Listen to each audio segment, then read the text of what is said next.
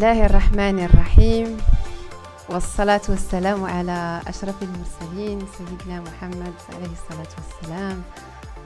مرحبا بكم. Bienvenue à tous, chers amis. Je suis vraiment ravie de vous accueillir pour cette quatrième édition du colloque international sur la santé qui a été lancé en 2019. Certains d'entre vous ont vu un petit peu la genèse et sont avec nous depuis. Nous sommes réunis cette année pour parler d'une thématique d'actualité, une thématique autant sensible qu'indispensable, qui est le capital humain, et vraiment le capital humain au sens large, parce que pour certains, ça voudrait dire les ressources humaines, pour d'autres, ça voudrait toucher l'accès à la dignité et l'ensemble des droits humains, et c'est la raison pour laquelle les invités sont de divers horizons, de diverses spécialités, pour croiser les regards, pour enrichir ces 2 jours. Nous avons fait le choix aussi de vous réunir un week-end à l'université, c'est assez atypique, mais l'intérêt, c'est vraiment passer du temps à travailler ensemble, à réfléchir et à produire un rapport qui sera réalisé en collaboration avec l'université, avec le conseil de la communauté marocaine à l'étranger, que je remercie de sa présence et en la personne de M. Driss Liazami, qui accorde une grande importance à déjà la diaspora, que je représente aussi humblement et que nous défendons, et puis l'humain et la santé. C'est aussi l'occasion pour nous de faire évoluer cet événement, de faire évoluer nos réflexions sous forme d'un think tank qui va naître lors de ces 2 jours et au sein duquel vous serez évidemment intégrés, vous ferez partie, pour ceux qui le veulent naturellement, pour aller beaucoup plus loin dans la réflexion et dans les actions.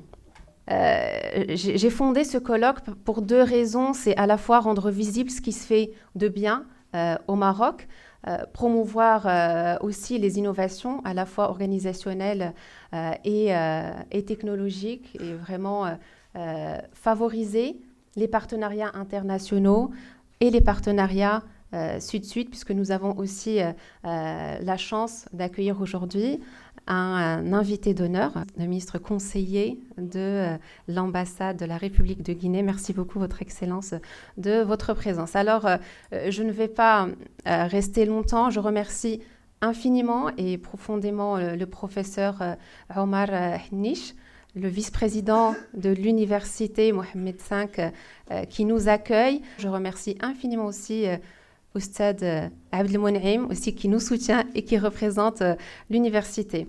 Alors, sans plus tarder, je passe aux allocutions d'ouverture. Monsieur Driss Liazami, à vous la parole. Monsieur le président du CCME. Merci Madame Nadif. Mesdames et messieurs, chers amis, merci de votre invitation et merci de cette initiative qui me permet, entre autres, de retrouver plein d'amis et plein de visages comme Selwardé, que je n'ai pas vu depuis 3 ans, avec lequel on a fait des choses lorsqu'il était ministre de la Santé. En tout cas, bienvenue et merci de cette initiative et merci de votre invitation. Ce colloque intervient, me semble-t-il, à un moment important dans notre histoire ici, au Maroc, puisque nous sommes face à un certain nombre de défis et face à un certain nombre d'interrogations sur la question des ressources humaines et de la santé. Comme vous le savez, et c'est le premier point que j'aimerais qu'on retienne, Sa Majesté le Roi a lancé un très très grand chantier qui est un véritable défi et probablement un des chantiers de ce règne, qui est celui de la réforme ambitieuse du système de santé, qui passe notamment par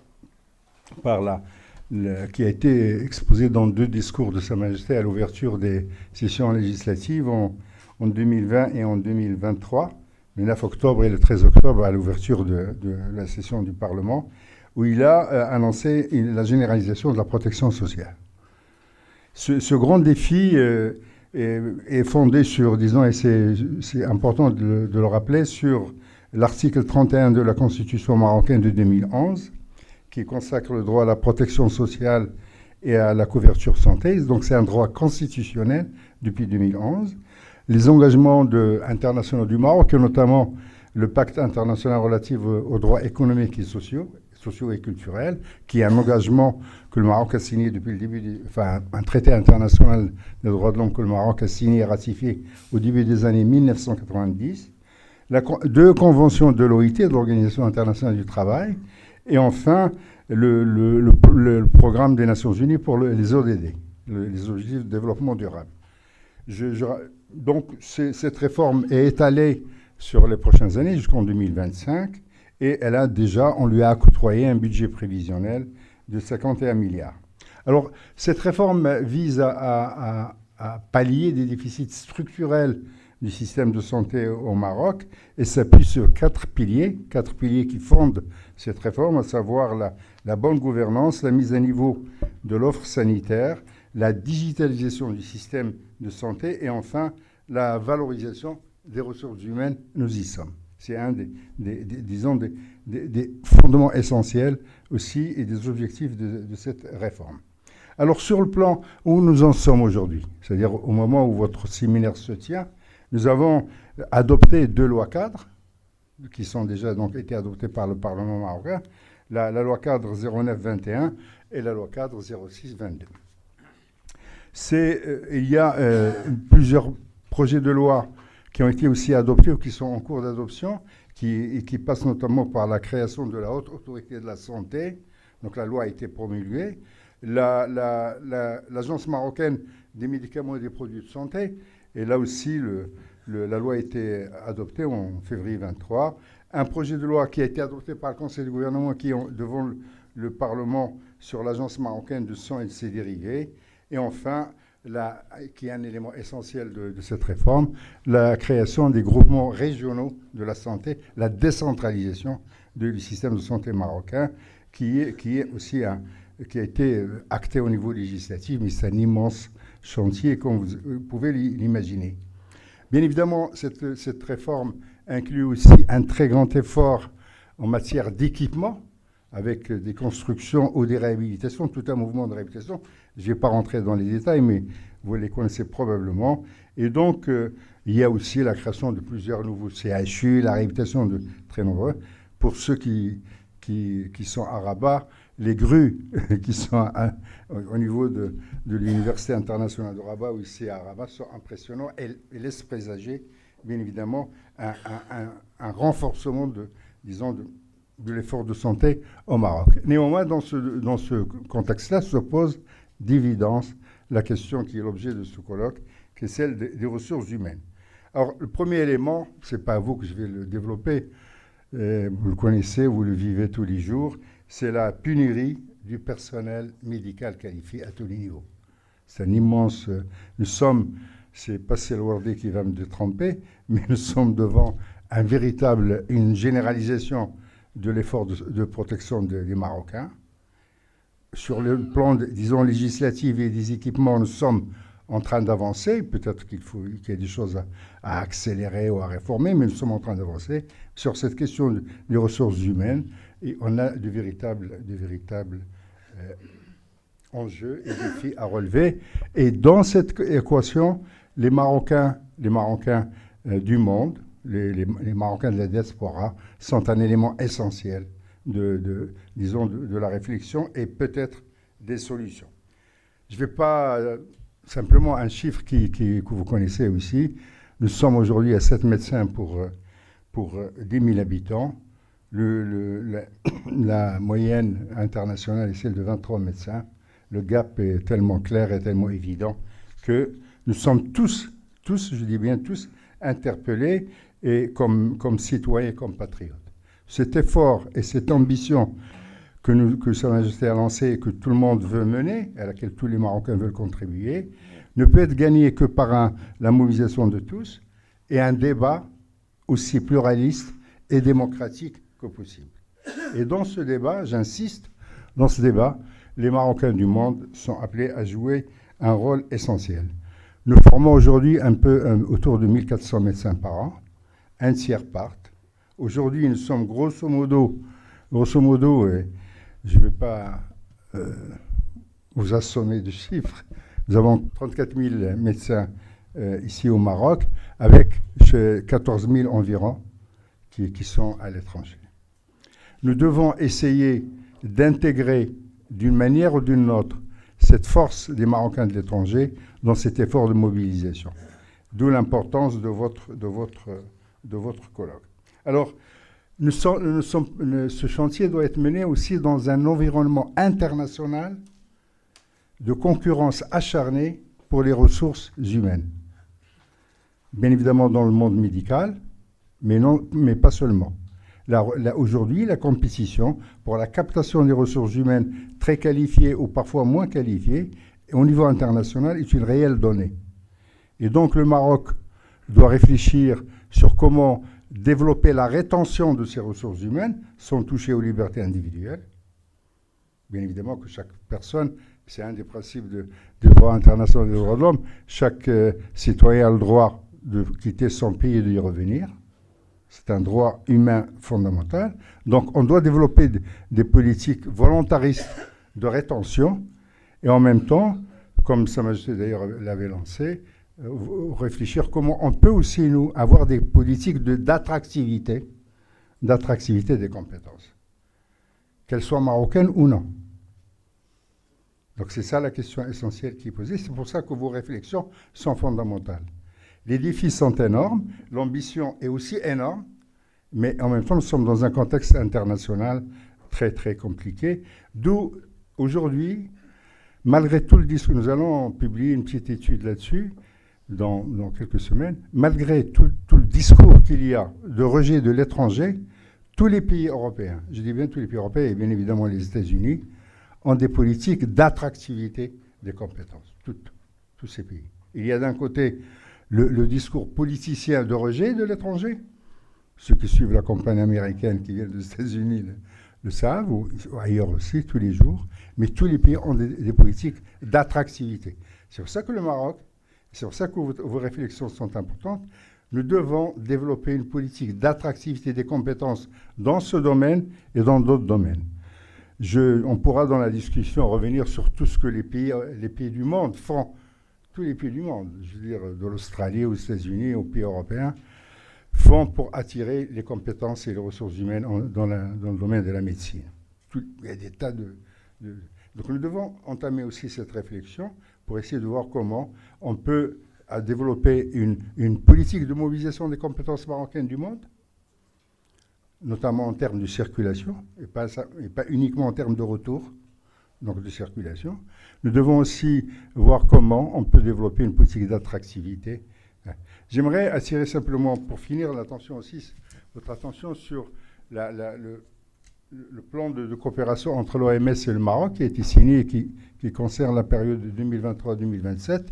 Et il est important d'avoir ces éléments à notre esprit, puisqu'en fait, l'OMS a développé un code d'éthique. Un code d'éthique sur comment les pays qui sont pourvus de ressources médicales importantes ne doivent pas en même temps piller les ressources d'un certain nombre de pays dans le nôtre. Ce code existe. Il pourrait peut-être aussi, dans nos réflexions, être sollicité comme tout le programme de coopération entre l'OMS et le Maroc. Merci infiniment de cette organisation, l'ANADIF. Je me félicite de notre participation et attends vraiment avec grand intérêt les conclusions de vos travaux. Merci. Passons à la prochaine intervention. Donc, l'OMS, Organisation mondiale de la santé, est présente depuis les premières éditions. Nous la remercions également pour son soutien. Monsieur Arnif El-Hussein, qui est expert national.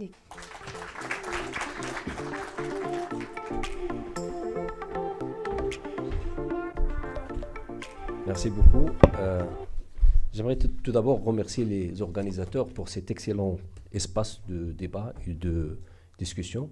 On en a besoin parce que, en fait, toute réforme, toute transformation du système de santé a besoin d'une réflexion, a besoin d'une intelligence collective qui va permettre justement de faire aboutir les actions et les concrétiser dans le terrain. Et ce n'est pas pour rien que aussi à l'OMS, nous adoptons toujours le système 3D, c'est-à-dire Data, Dialogue and Decision. Ça veut dire commencer par la production de l'évidence, des données, mais il faut les passer par un filtre de débat et de discussion.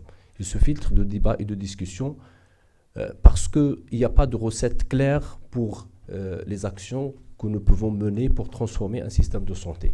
Il n'y a pas d'expérience qu'on peut faire copier-coller et aboutir au même résultat. Les aspects du contexte sont toujours là, ils jouent et donc ils changent carrément le cours de l'action dans le terrain. Et c'est la raison pour laquelle cette réflexion est assez importante et il détermine justement les ajustements dynamiques qu'on peut faire chemin faisant lorsqu'on met en place les transformations. Donc, cet espace de débat et de réflexion nous mène à ce sujet d'aujourd'hui qui est le capital humain en santé. Si on prend uniquement le capital humain, la santé ne représenterait qu'un élément parmi d'autres dans la définition du capital humain. Mais si on met capital humain en santé, on est forcément centré sur le facteur humain et les ressources humaines.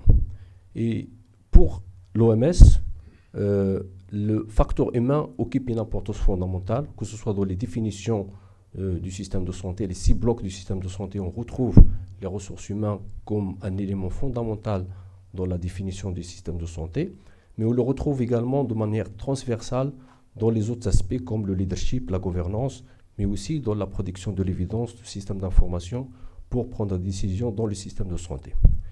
Et donc, le facteur humain donc, occupe toute son importance dans la réforme que le Maroc est en cours de mettre en place. Et donc, la focalisation sur le rôle des facteurs humains pour la transformation est fondamentale. Il existe des stratégies mondiales pour les politiques de ressources humaines et il y a des aspects qui sont liés à la politique de ressources humaines au niveau du pays qui nécessitent une réflexion à l'échelle du pays, mais il y a beaucoup d'actions qui doivent se faire au niveau territorial. Et la transformation que le système est en train de mettre en place, surtout avec la décentralisation du système de santé, présente une opportunité au nord pour justement avoir une sorte de politique de ressources humaines régionalisée. Parce que les spécificités territoriales sont importantes à prendre en considération pour justement répondre aux besoins de la population en mobilisant ce capital humain vers cet objectif commun. Et donc, le GST constitue une opportunité.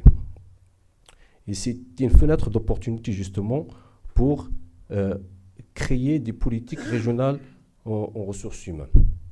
En plus de ça, il y a également la question de la connaissance, le développement du capital humain en accent sur la connaissance du système de santé. La connaissance en matière du savoir-faire et la connaissance en intelligence collective du système de santé. Et c'est à partir de là, donc, on parle assez souvent d'aligner la recherche, d'aligner la production de l'évidence, mais pas n'importe quelle production de l'évidence, une production d'évidence qui serait pratique, qui serait utile au système de santé. Et donc, on parle de la production de l'évidence pour la décision. Et donc, à partir de là, donc, un capital humain en santé doit bénéficier de cette production de l'évidence, doit être aligné, justement, la production de l'évidence doit être alignée avec les besoins en développement du capital humain en santé pour atteindre les objectifs du système de santé. Je pense que le mot ne serait pas très long. Nous souhaitons à ce débat vraiment d'aboutir à des recommandations qui seraient très fructueuses et félicitations encore une fois. Merci.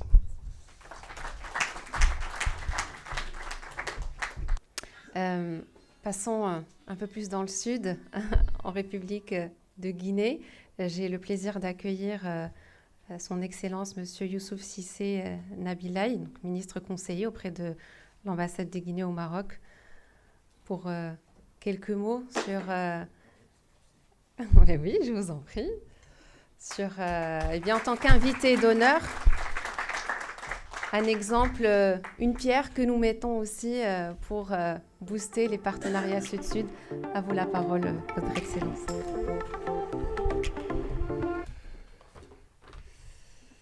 Merci Nadine. Bonjour à tout le monde.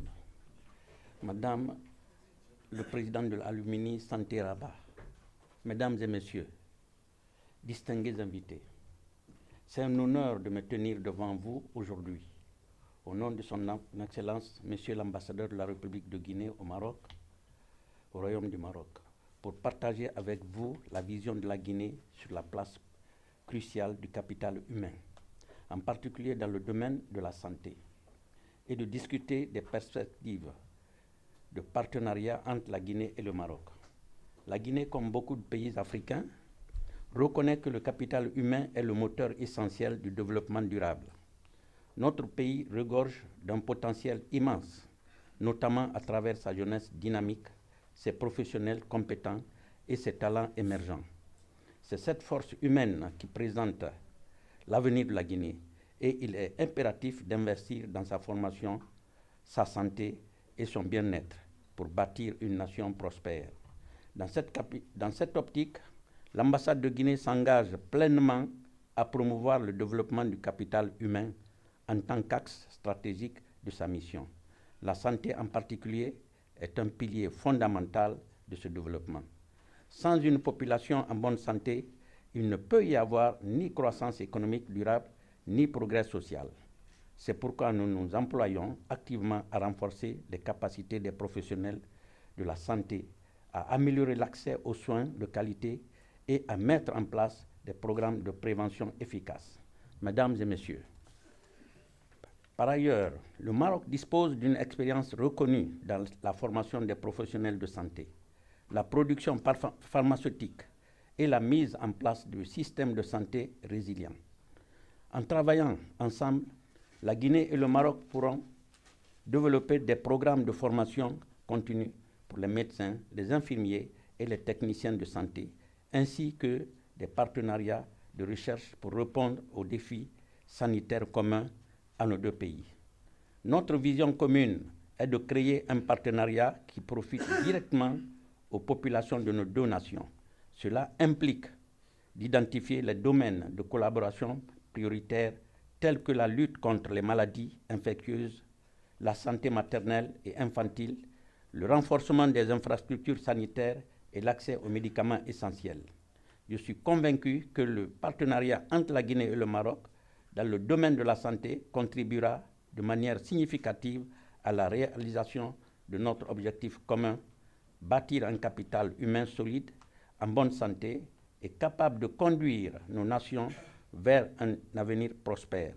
Notre coopération est un témoignage de l'engagement de nos deux pays à investir dans l'humain en tant que ressource la plus précieuse de nos sociétés.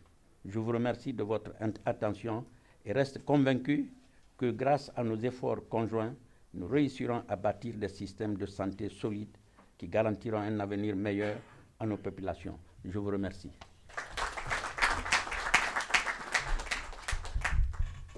Merci beaucoup, Votre Excellence, pour ces mots et pour cette invitation aussi à collaborer, notamment sur la formation qui est un sujet majeur. Et ce n'est pas pour rien que nous sommes réunis à l'université. Ça donne aussi une dimension internationale, à la fois africaine et ouverte sur le Nord, à notre think tank. Revenons au Maroc avec professeur Najib Amrar, secrétaire général du Conseil national de l'Ordre des médecins, qui va clôturer cette session d'allocution d'ouverture. Merci encore pour votre présence. Merci pour l'engagement aussi du CNOM. À vous la parole.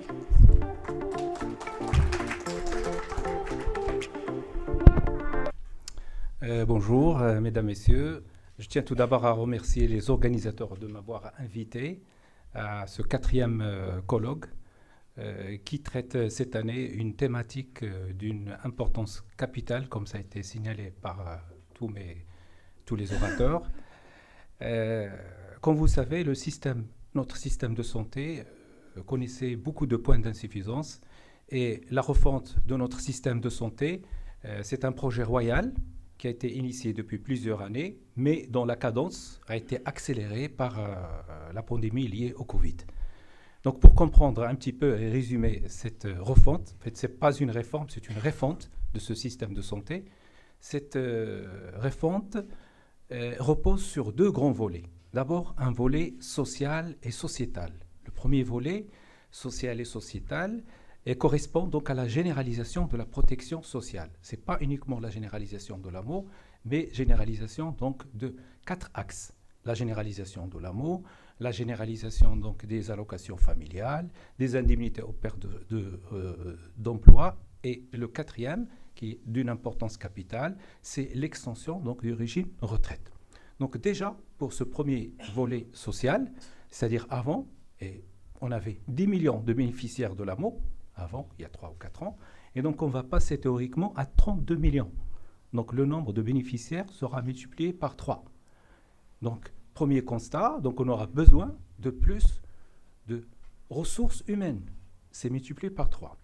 Pour l'instant, ce n'est pas encore très évident parce qu'il y a encore beaucoup de freins, notamment concernant la tarification nationale. Beaucoup de personnes, bien qu'ils ont actuellement l'accès à l'amour, ils ne vont pas aller consulter parce que, comme vous savez, la tarification nationale, elle est obsolète, elle est dépassée. Ça, c'est un autre sujet. Le deuxième volet de cette refonte, c'est un volet très important. C'est un volet qui porte sur une réorganisation profonde de notre système de santé. Donc, il était accompagné par des changements législatifs. La loi 3408 donc, a été remplacée par la loi cadre 0222, cadre qui a donné naissance à d'autres lois. Et donc, pour vous résumer, sans parler trop donc, des chiffres, et voilà, c'est avant, notre système de santé, il était centré sur le ministère de la Santé, les directions du ministère de la Santé et les directions régionales. Avec cette nouvelle vision royale, donc, le système de santé, il y aura une autre dimension. Donc, une vision centrale et des axes régionaux. Et donc, avec cette nouvelle vision, donc, il y aura ce qu'on appelle la haute autorité de la santé, qui aura un rôle stratégique. Donc, qui va assurer la continuité et la pérennité de la politique de l'État marocain, indépendamment des politiciens. Avant, à chaque fois qu'on change de gouvernement ou de ministre, donc il y a un nouveau programme. Donc, actuellement, ces nouvelles instances, ils seront nommés par Sa Majesté. Donc, même si on ne change pas uniquement le ministre, le chef de gouvernement, l'État, donc la politique et les politiques, je dis les politiques d'État, et donc ils seront donc toujours en marche. Donc ça, c'est un point très important. Donc la H, donc c'est une vision stratégique, et à l'échelle régionale, il y aura, ça a été dit tout à l'heure, les GST, les groupements sanitaires territoriaux, qui vont assurer la politique à l'échelle régionale. Bien sûr, il y aura d'autres, les agences des médicaments, du sang, etc. Et surtout, un axe très important, c'est la digitalisation. La digitalisation, c'est un levier très, très, très important. Tout ça, c'est très bien, que ce soit le volet social, sociétal et les réformes, mais le grand oubli, ce sont les ressources humaines. Dans tout système de santé, moi, je ne dirais pas un levier, mais un pilier capital, sont les ressources humaines. On ne peut pas assurer et réussir une refonte ou une réforme si on échoue dans ce pilier très important. En tant que secrétaire général donc, de l'Ordre, je voudrais bien partager avec vous certaines données qui ne sont pas très brillantes. Ça a été dit tout à l'heure par Sil Azami. Nous avons une pénurie très, très, très importante en médecins. Donc ce sont des chiffres. Vous savez, au Maroc, tout médecin, pour exercer, il doit être inscrit à l'ordre. Donc les données que je vais vous donner, ce sont des données officielles qui datent d'hier. Nous avons à peu près 34 500 médecins inscrits actuellement à l'ordre des médecins. La moitié exerce dans le secteur privé et l'autre dans le secteur public, avec à peu près 1000 ou 1200 secteurs universitaires et à peu près la même chose dans le secteur militaire. C'est très peu. Donc nous avons avec nous les gens de l'OMS. La démographie médicale, c'est la densité médicale, c'est le nombre de médecins par 10 000 habitants. 34 000 médecins pour 38 millions, ça fait à peu près entre 8 et 9 médecins. Pour un seuil critique demandé par l'OMS, c'est autour de 25. Je donne 3 ou 4 exemples. La France, c'est 35, l'Allemagne, c'est 40. Premier pays dans le monde, c'est Cuba. 82 médecins pour 10 000 habitants. 100 000 médecins pour 11 millions d'habitants. Donc, il y a beaucoup d'efforts à faire. J'insiste sur ce point. Ça a été dit et bien expliqué par Sil Azami. Il y a la pénurie de médecins. Donc l'objectif, on le connaît, mais la stratégie, ce n'est pas la bonne. Donc il faut former mieux, plus de médecins, mais surtout, il faut savoir les retenir. Parce qu'actuellement, sur les 2200 lauréats de chaque année, presque 30%, ils quittent le Maroc pour aller se faire la spécialité ailleurs, surtout en Allemagne. Donc, qu'est-ce qu'il faut faire? Il faut former, mais il faut, j'ai beaucoup aimé tout à l'heure, il faut que ça soit attractif. Il faut que l'exercice de la médecine au Maroc soit attractif pour les médecins marocains et pour les médecins étrangers. Donc il faut réfléchir ensemble pour que ça soit attractif. Actuellement, au jour d'aujourd'hui, ce n'est pas attractif. Donc il faut revoir la stratégie. Et l'exemple type, c'est les grèves actuellement des étudiants. Donc les médecins, mais il n'y a pas uniquement que les médecins, il y a les autres professionnels de santé. Nous manquons énormément en personnel paramédical, les infirmiers, les sages-femmes, les techniciens de laboratoire. Troisième point, le secteur de santé, ce n'est pas uniquement les professionnels de santé, les économistes, les ingénieurs. Donc il faut changer le secteur de santé, ce n'est pas uniquement le médecin. Et là, je salue ardemment Monsieur le ministre Lourdi qui est avec nous, qui était l'architecte de la loi 131/13 relative à l'exercice de la médecine et qui a changé ce concept. Les cliniques, les médecins, c'est uniquement pour les médecins et qui a ouvert le capital de santé aux médecins et aux non-médecins nationaux et internationaux. Et je vous remercie.